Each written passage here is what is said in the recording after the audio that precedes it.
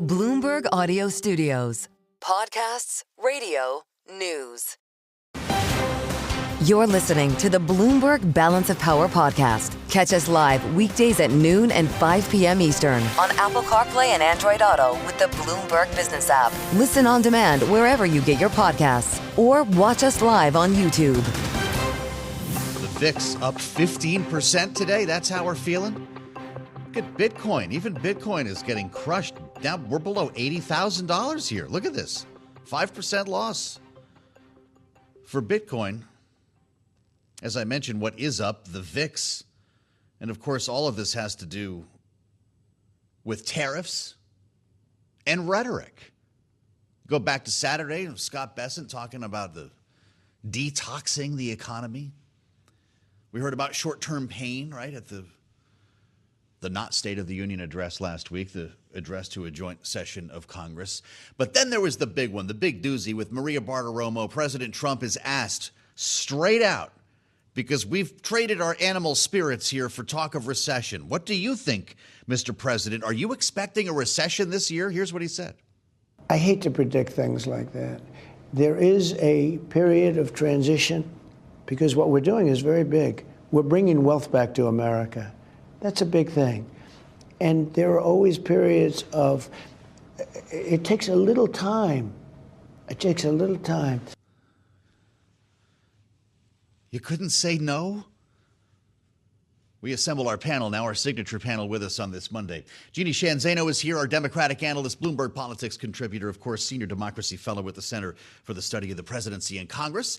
And there's Republican strategist Rick Davis, Bloomberg politics contributor and partner at Stone Court Capital.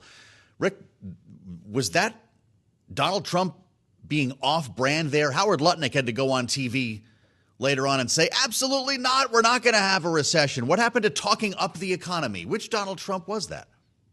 Yeah, that was the dark Donald Trump. You remember Dark Brandon? Well, we're going to have a new nickname for Dark Trump. His eyes turned a little bit red and glowed when he said that. And I thought, wow, here's an administration that doesn't mind leaning into a recession. I mean, Joe Biden was excoriated for denying that there could be a recession or that there was inflation. And here we got an administration that, is kind of predicting a downfall in the economy.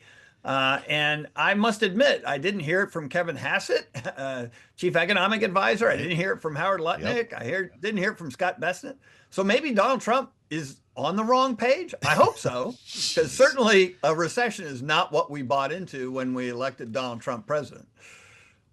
Well, no, boy, things have changed awfully quick here, Jeannie. The market is back to where it was before the election, and we're talking about whether we're going to have a recession or not. There's something called talking down the economy, right? Is Donald Trump going to make it worse with rhetoric like that? Today is probably suggests that he is making it a little worse, but it's hard to tell. I think my read of this is Donald Trump is doing something we've seen all modern presidents do, is they try to walk back the inflated expectations that got them into office. And so with Donald Trump, it was make America affordable again. Now, all of a sudden, as the numbers, it's just been 7 weeks, have shown that may not be coming quite as quickly as he promised. He wants to lower those expectations. And so when he talks to Maria Bartiromo or anybody else, he says, to your point, at the State of the Union even, there might be some pain here. You might experience pain, but there is something great waiting in the aftermath. We don't quite know what that is. We hope it's a good economy, a strong economy, jobs, manufacturing. But this is, I think, part and parcel of the way we have laid out the modern presidency. To win, you have to overpromise. And when you get into office, delivering on those promises is difficult. You let supporters down. And of course, many of his supporters are in the stock market. They wanted a lot more from this president, and he promised it quickly. And that is not something that Washington can deliver, even under Donald Trump. Well, as we mentioned, grabbing the fire hose, running towards the smoke. Commerce Secretary Howard Lutnick on Meet the Press yesterday morning. Are we going to have a recession, Mr. Secretary? There's going to be no recession in America. What there's going to be is global tariffs are going to come down because President Trump has said, you want to charge us 100%? We're going to charge you 100%. And you know what they say? They say, no, don't charge us 100%. We'll bring ours down. So Donald Trump is bringing growth to America. I would never bet on recession. No chance. Well, Rick Davis, it looks like Wall Street kind of is. I don't know if we can go that far, but we're looking at a pronounced sell-off here again today. The NASDAQ, even as tech CEOs arrive at the White House, is down over 3%, over 3.5%. You've got Mike Wilson at Morgan Stanley calling the bottom 5,500, he says, for the S&P 500. How do we rationalize all of this? Yeah, well, I hope Howard Lutnick is right, but like maybe what he's missing is while our stock markets are going down the floorboards and giving back every gain that we had prior to Donald Trump being president, the rest of the world seems to be enjoying an uplift in the economy. I mean, Donald Trump should be the savior of Europe. I mean, you mentioned the VIX being up today. I mean, like all of a sudden, Europe's a place to invest, not because they're doing that much better. It's because we're doing that much worse. We do have to remember, Donald Trump inherited a robust economy. I heard some of his people on the weekend shows talking about what a horrible economy they got. They didn't get a horrible economy. They got a great economy. We had people on this show saying this might be the best economy we've had in our current lifetime. And I would agree. I'm no economist, but from what I could tell, every indicator in the economy was up at the end of this last year. And now they're looking at a totally different scenario. Donald Trump was kind of, talking about that in his own comments, but nobody else in his administration will echo that. So I don't know. I mean, I think the rest of the world has ought to send a gift to the White House thanking Donald Trump for starting a tariff war that is actually helping them, not hurting the rest of the world like Lutnick is saying. He also helped to save Justin Trudeau's party and may well in the coming elections here with our new prime minister over the weekend. Jeannie, I'll get hit for saying this, but I've got to ask it. How long until we see the first billboard with Joe Biden's face on it saying, "Miss me yet"? I'm thinking that may be a little while, but we'll have to wait and see. If we don't see if we don't get out of the red pretty soon, it might come sooner than I think. But, another really interesting thing that Donald Trump said over the weekend was he compared how China operates to how the U.S. operates in terms of planning. And he is right on this. They work on 100-year cycles. We go quarter to quarter. This speaks to an enormous structural problem in the way we plan and the way Washington, D.C. operates. So when somebody like Donald Trump is elected to do something very revolutionary and to do it in a way that most economists see as not being particularly friendly by way of inflation in terms of using tariffs, that's a long investment that you have to make. And he knows that, which is why he is now saying what he needs is time. Unfortunately for Donald Trump, he can't get it in the way our political and economic system works in the US. And that is a source of real frustration, not just for him, but for all presidents. So in a lot of ways, this story is much, much bigger than anything about Donald Trump or Joe Biden. He simply does not have the time, and he is a lame duck president to do the big things he wants to do. So now it is a waiting game to see when he decides he's going to cut and run from his promises and try to just make sure he can hand over an economy in good condition. And that is a sad reality that his fervent supporters are going to have to accept. All of those big promises, very difficult for a president to deliver on. And he knows that. And that's why he's trying to ask for time. Well, it's another down day for the markets here. It's another sharply lower day, Rick, for Goldman Sachs, down 5% right now. Again, round tripping to where we were before the election. Goldman Sachs is at $532. It topped out above $670 following the election and the inauguration. Rick, we talked about animal spirits. It was going to be M&A time. The party was back on. Now that we're seeing the market reaction that we are seeing, and to the extent that you're involved in the private equity space, what are you hearing? And could this maybe actually help private equity at some point when so many people are trying to get out of the public markets? Yeah, look, I mean, it's too soon to tell. You're right. I think everybody was excited about this idea that we're going to reduce the regulation coming out of the Justice Department and out of the SEC, and it would unleash deal making to the scale that we haven't seen in a long time. Public issuances would be way up. And I would say part of what is being informed in investment right now is just the lack of certainty.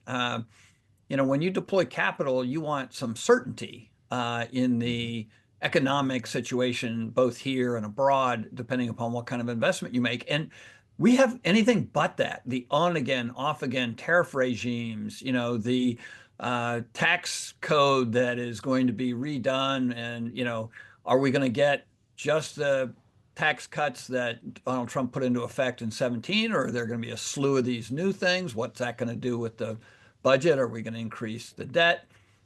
I'd say that it's been head spinning in this administration. If they had come out and just said, here's what we're going to do, here's the regime, we're going to do these reciprocal tariffs, and as they come down, everybody will create some growth. But it's been anything but that. It's been tariffs on today. We're going to give exemptions. Who knows what's going to happen today in the tech meeting? You'd love to be able to invest with the knowledge that tech's going to be supported by the government, like it was in the previous administration. But now we're going to get rid of the CHIPS Act. Half that $50 billion is already deployed. So what are we really talking about cutting? I mean, the conflicting messages in this administration puts a pall on investment. Boy, Rick just said a lot. Jeannie, do Democrats need to start talking about the stock market more after Joe Biden distanced himself from it for 4 years? I think they absolutely should. And I think that is something that has been missing from the Democrats' messaging and from their ability to speak to people where they live. There is a sort of a positive way to look at what's happening. And I would just raise this. When we saw Goldman Sachs talk about the recession chances raised, from 15 to 20% the other day, that's not a huge jump. And part of the reason is probably that this is a self-inflicted wound, that the president could abort this mission, if you will, and he could change the policy. It is his policy that is driving this concern and the whiplash that Rick was just rightly discussing.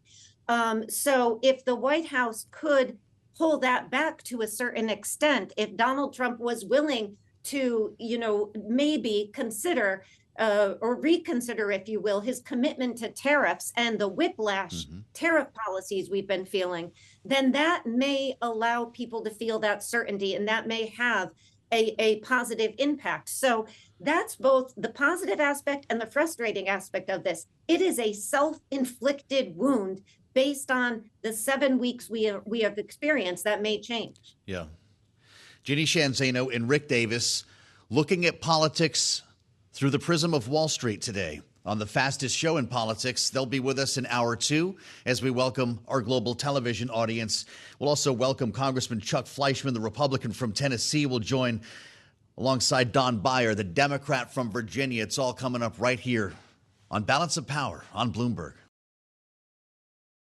You're listening to the Bloomberg Balance of Power podcast. Catch us live weekdays at noon and 5 p.m. Eastern on Apple CarPlay and Android Auto with the Bloomberg Business app. You can also listen live on Amazon Alexa from our flagship New York station. Just say, Alexa, play Bloomberg 1130. To Capitol Hill that we go next. I'm pleased to say joining us here on Balance of Power is Republican Congressman Chuck Fleischmann of Tennessee, representing the 3rd District. Welcome back to Bloomberg TV and radio, Congressman. Appreciate your patience today. Obviously, a big week for you and your colleagues. As President Trump is saying no dissent on this package, do you expect we will see some dissent in the Republican conference? Very little, maybe one. I'm an appropriator. I'm very, very pleased with the final work product. Obviously, I would have preferred a budget. I've worked on a budget on the energy and water bill now for months. We've had 2 continuing resolutions, but I think we'll see very little dissent. There's no appetite out there, and there should never be appetite to shut the federal government down. It costs more money to reopen, it hurts people, it puts our nation at risk. So I sincerely believe that we will pass this CR and that the Senate will take it up and pass it as well. Congressman, it's good to see you, and welcome back to Bloomberg. I know you're sensitive to the financial markets, and we're watching Wall Street tumble here once again today. Following the president's remarks over the weekend, he would not rule out a recession. He also would not rule out a government shutdown when asked about that on Air Force One. And there are great concerns about what the administration's tariff policy is going to mean for financial markets. The losses cannot be ignored. We're back to where we were before the election, Congressman. Does Wall Street have this wrong, or does the president need to say something to stabilize markets? The president is stabilizing the country, and as part of that, we do need to stabilize markets. But let's face it, Wall Street reacts, and I'm very cognizant of what Wall Street looks at every day. But the financial health, short-term and long-term, of this country will be infinitely better with Donald Trump at the helm. I think Wall Street gets that, but there are daily ups and downs, and we're sensitive to that. We want to make sure that we keep inflation low, that we keep unemployment low, that we keep the country moving forward. But the reality is there are so many things that have accumulated over the years, bad trade deals, other things that are just baked in, that we have got to ferret out and fix for the long-term health. Donald Trump's the best person to do that. I think he's one of a kind. Ultimately, the country will do well and Wall Street will respond. And if recession is the price to pay for a reset of the economy, Congressman, is that justified? Well, I don't necessarily concede that we're going to have a recession. There are always ebbs and flows. The administration has a role, Congress has a role, the Federal Reserve has a role. And let's face it, it's an international global economy. No one factor would predominate in causing a recession or curing a recession. I do think strong fiscal policies, keeping tax rates low, keeping regulations low are going to, and of course, what I do, keeping energy abundant in America. I'm the energy congressperson. I chair Energy and Water in the House.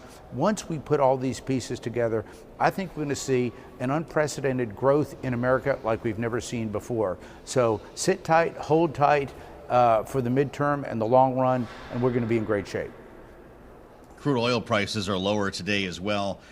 Congressman, West Texas crude is trading around $66 a barrel here. You start talking about recession, and you know that energy prices are going to start dropping, not to be confused with drill, baby, drill. How does this administration compel energy producers to continue producing in the face of lower prices? Well, the best part about it is the United States, under President Trump the first time, I actually voted for it, became an exporter of oil for the first time in decades. We can export natural gas.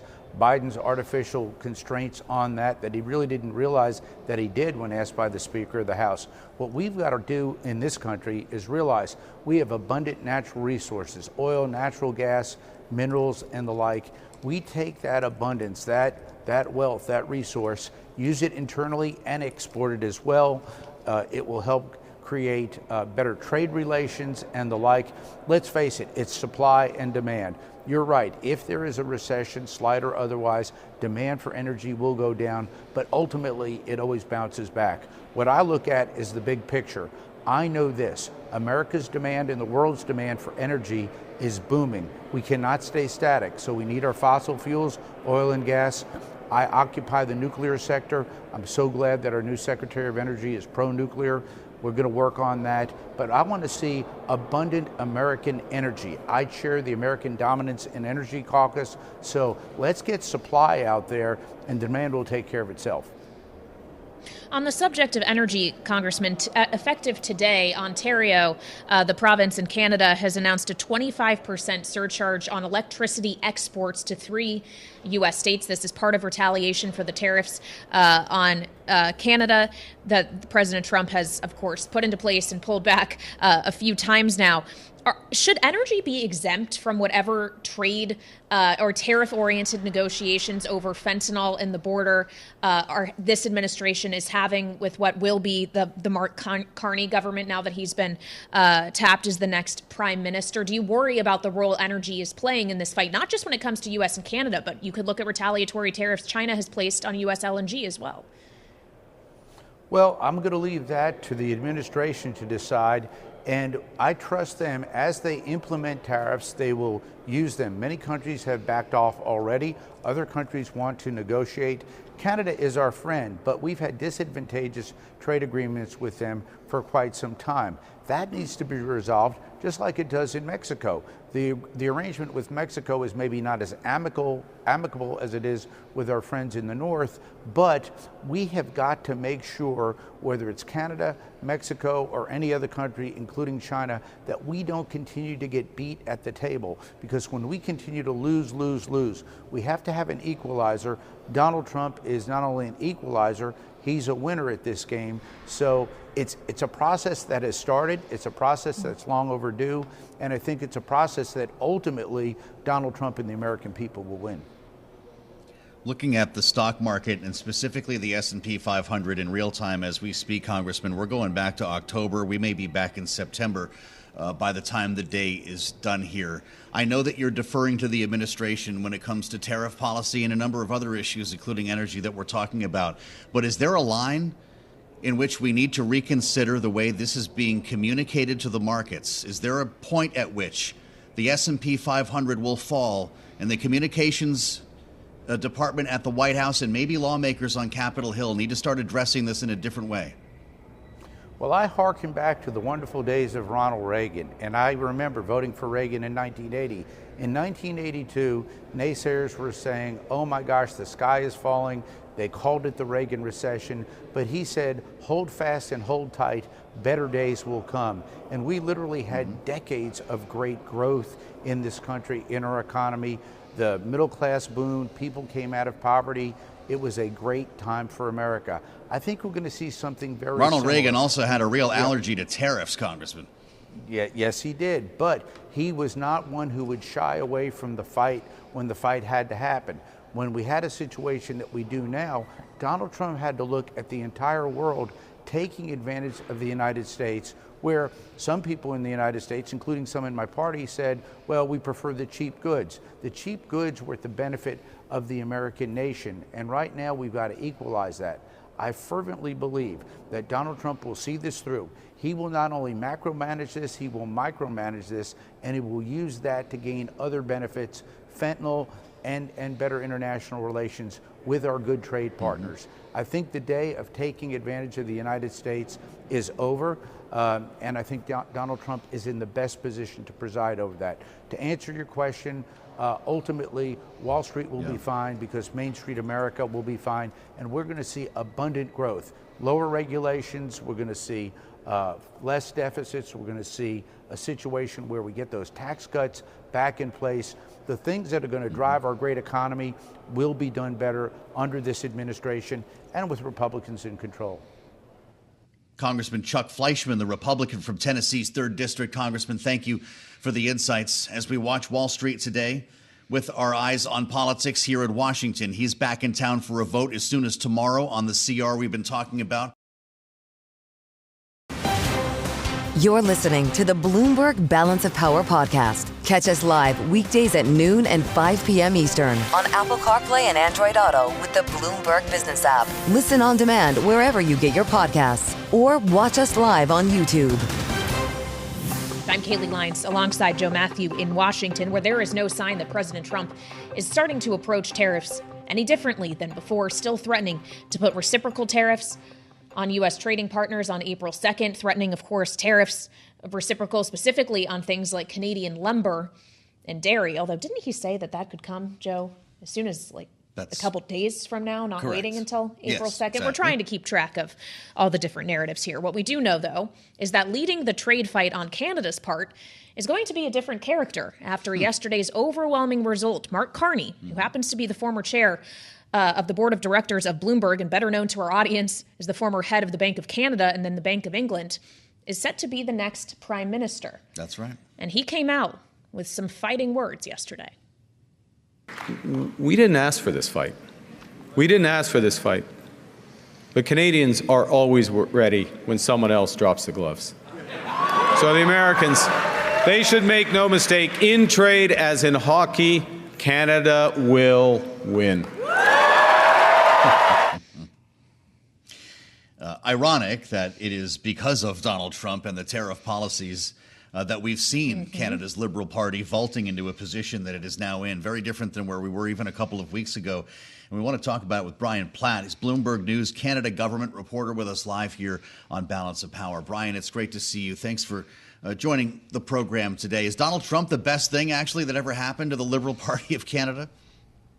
It's completely changed the political environment in Canada. I really think you can't overstate it. And what Americans need to understand is Canadians, I don't think it's an overstatement at this point to say Canadians view themselves as in a state of economic war right now. There's a huge backlash across the country. Canadians are furious, especially about the 51st state talk and the increasingly menacing tone it's taken on.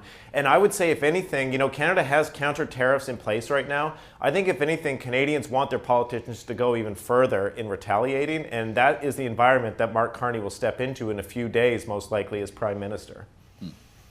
Well, so Brian, if this is economic war, how significant is it that the leader of that will be someone who was in some ways a steward of the Canadian economy, leading the Bank of Canada during the financial crisis, then the Bank of England during Brexit? This is not an ordinary politician we're talking about. Yeah, and I was in the room last night when he made that speech. He's not an electrifying speaker, right? He has a finance kind of technocratic way of speaking. He doesn't. Even the tone of his voice doesn't tend to change that much when he's giving an applause line. But his experience in steering the UK through Brexit, and he was Bank of Canada governor during the global financial crisis in 2008, this is the kind of expertise that the country seems to be wanting right now if you look at the public opinion polling. And his sort of like more technocratic and geopolitical expertise style of speaking, I think is really, at least if you look at the polls, that's what Canadians are looking for right now. Mm-hmm. All right, Bloomberg's Canada government reporter Brian Platt, thank you so much. And I would note on the late edition of Balance of Power, we'll be talking about not just the ascension of Mark Carney, but also the implementation today of retaliatory 25% hikes on energy exports to the U.S. from the province of Ontario. Ontario's Premier Doug Ford will be joining us at 5 p.m. Eastern Time. He's not been mincing words and said he would do it with a smile if it meant cutting off energy to the U.S. So that's 5 p.m. Eastern Time. Please join us for Doug Ford. That'll be something to behold. Indeed it will. But we also have an important conversation here as we close out the early edition of Balance of Power. Joining us in our Washington, D.C. studio is Democratic Congressman Don Beyer of Virginia. Thank you for being here on Bloomberg TV and radio. We have obviously spent a lot of time today talking about tariffs in particular, and that's actually something you are looking for a legislative answer for. You, together with your colleague, Congresswoman Susan DelBene, have reintroduced the Congressional Trade Authority Act, trying to take some of this power away from the executive. Is there any appetite with your Republican colleagues for this legislation to go through? Kailey, in the short run, no. Right now, all of them are still very cowed by Donald Trump. As his numbers fall, and we think they will because he's doing nothing to help the American people in terms of their costs, which is the reason I believe he got elected. Hopefully some will move over. Certainly if it were a Democratic president, there'd be a lot of appetite to rein in the president's tariff authority. That's not what the Constitution, it gives the power to the members of Congress, not to the president. You have a real unique view on all of this stuff from your years in the auto business. We hear about these arrangements in which a vehicle crosses the border 7-8 times over the course of its assembly. Is it time to start rethinking that? Why is that going on to begin with, Congressman? Well, a lot of it, Joe, is they're trying to build parts and where they have the factories, where they have the people with the skill sets. And that's sort of the genius of free trade. I love to point out that since 1948 and the liberalization of international trade, it's been the greatest period of growth by far in human history. We've lifted billions and billions of people out of poverty because of trade. And so this notion of recklessly throwing 25% tariffs on our two closest friends and neighbors is crazy. Well, and we've seen them threatened and then pulled back, threatened and pulled back. But if you're an auto business or any other kind of business for that matter, are you concerned about what it's going to do to investment decisions that businesses are making, hiring decisions businesses are making, even if we don't see the full implementation of these levies for an elongated period of time? Oh, absolutely. Yeah, so I was a retail car dealer for 46 years. And the whole notion of they always want investment in new facilities and hiring new people. But if you don't know whether the products can be available or sellable in a year or two, I mean, business depends on predictability, on a certain sense of certainty and optimism about the future. When it's different every week, it's pretty crazy. What's going to happen to the used car market if these tariffs are implemented? We all remember what happened during COVID. Used cars were selling more than new cars in some cases. Are we going to see a phenomenon like that because the cost of a new vehicle will be prohibitively high? I think you're absolutely right, except for Teslas, which will be very cheap to get on the used car market right now. Because everybody I know with the Tesla is trying to sell it. What do you make of that reaction? You know the power of a brand. I drive down Route 1. I see Bayer Subaru. I see the dealerships that still carry your name, realizing that's not how you make a living any longer. What if you've got Tesla on the board? Well, one of the reasons car dealers don't like Musk is he was the first one to say he was going to sell directly to the public. And of course, as a car dealer, I think we take the best care of our customers. It's nice to have my name on the building because if somebody doesn't like it, they're going to see me in church or see me at the school or see me at the Safeway and beat me up. Say, what about that undercoat? Yeah. But on a national brand, it's very different. But yeah, I do think, Joe, that we will see a real surge in used car prices once new cars become too expensive to buy. We're following what we've done with housing. With all those tariffs on steel, aluminum, and lumber especially, the cost to buy a house is just out of rates for so many people.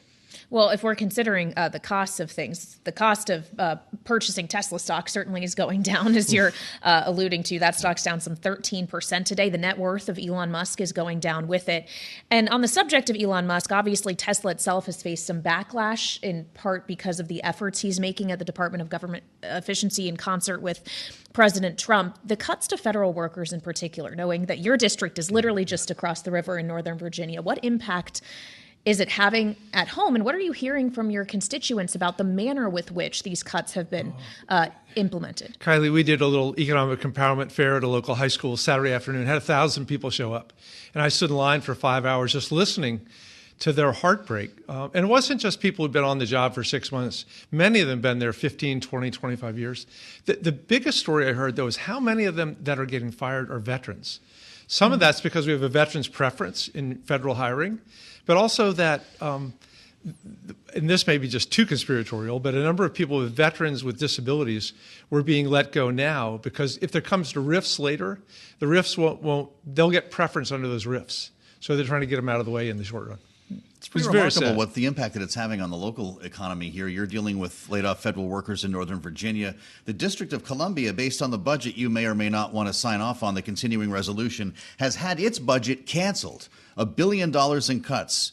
The D.C. mayor says it's time to start firing teachers and police. Is that going to be signed into law? It's crazy. Joe, it's amazing that this continuing resolution, which I am going to vote against, actually cuts all cop programs. So it's defunding the police on a national basis. And then, of course, in Washington, D.C., which I love, it basically takes us back to 2004 in terms of what the budget would be, a revision of 20 years ago. We're going to try to fix it next day or two, but hopefully that won't happen. Yeah. Well, as you are going to be a no vote on this continuing resolution, your leader, Hakeem Jeffries, has suggested the entire Democratic caucus should be voting no on this legislation, though we saw as recently as last week the guidance from leadership isn't always followed in terms of the conduct during the joint address to Congress President Trump gave. Will that guidance be followed this time, or do you think some of your colleagues, especially those who are in swing districts, might be compelled to actually vote to keep the government open? It might be, and certainly generally we try to give swing district members the right to do what they think is right, to get them reelected. We want them to come back. I think we'll have almost 100% following Hakeem's guidance this time, mostly because, first of all, it cuts veterans benefits, it cuts medical research, and most importantly, you pass a budget where Donald Trump has already said he doesn't have to spend it. This whole impoundment thing, which is unconstitutional, illegal, we're passing a budget that he can just ignore. Do we shut down, or do we avoid a shutdown here? I realize you don't like it, but even if you vote no, it looks like there might be enough Republicans to say yes. Maybe. I hate shutdowns. I mean, I'm a Democrat. I believe in good government. But on the other hand, we've got to stop the evil things that Trump and Musk are doing.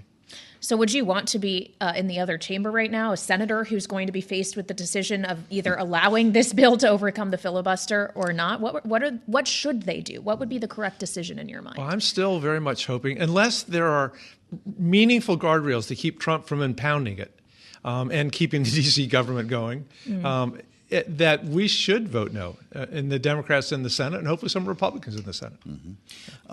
As a local, if you will, to the Washington area member of Congress. Give us a sense of what communication you're getting from the White House or DOGE directly when it comes to these cuts, knowing how many federal workers live in your district. Are you reading about it like the rest of us? Yeah, I was just reading about everything and talking to the people, hearing their personal stories. 15 minutes to clear out their desk. Yeah. Yeah, no communication whatsoever. You know, I've been in business a long time. This is the exact opposite way that you treat your people. Fire by voicemail, fire by email. Exactly. Yeah, exactly. That. You know, I long ago figured out, even selling cars, all you're really selling are your people. You can buy the same car a bunch of different places. But you want to have the team that works together. The most important job of leadership is culture. And they're destroying the culture in the federal government right now. All right, Congressman, thank you so much for being here with us in studio. Lovely to see you, Democratic Congressman Don Beyer of Virginia, here with us on this Monday as the House is preparing as soon as tomorrow to vote on this continuing resolution. Meantime, Joe, on this Monday, it is quite a wild day in financial markets. Just off the session lows right now, but the NASDAQ 100 briefly was looking at a loss of more than 4%, with tech leading what is pretty heavy selling today. Yeah, it looks like we're back down 4%. Of NASDAQ Composite, the S&P 500 down almost 3%. Kailey, also lower is Bitcoin. Have you seen this? We're at 78,000 for a token, and the VIX just keeps cranking. Now up 18% to approach 28 on the VIX. Things are not slowing down. They're accelerating, to your point, and we haven't heard much from the White House to change that yet. No, of course, we are expecting President Trump just minutes from now will be convening at the White House with a series of tech executives. I would imagine this may be a topic of conversation in addition to tariffs, the CHIPS Act money. That's right. Presuming there's a lot on the agenda, and we may very well hear from the president himself if he decides to take questions from the press.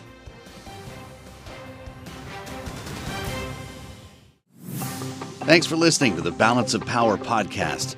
Make sure to subscribe if you haven't already at Apple, Spotify, or wherever you get your podcasts. And you can find us live every weekday from Washington, D.C. at noontime Eastern at Bloomberg.com.